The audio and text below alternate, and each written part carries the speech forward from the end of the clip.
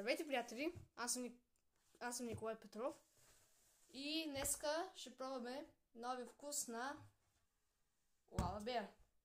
Хелоуински. С вишната, ако не знаете. И надявам се и се надявам дано да е хубава. Айде, сега да я пробваме. Тя все едно ще се... Тя все едно ще гръмне. Айде. Готово. Направих я, само да не...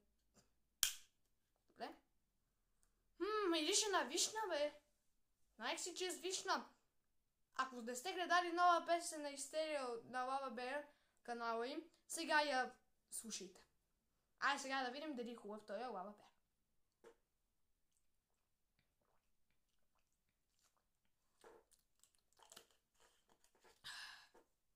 Тя да само се изчиста. Добре. Според мене, напитката знам, че е с вишна и тя е много хубава. Даже етикета много ми хареса. Направо.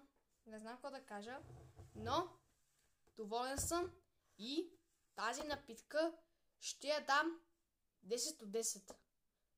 Окей, приятели. Ако искате да пробвам новия вкус на Лава Бер, това е на лимолавата, напишете ми в коментарите. Довиждане!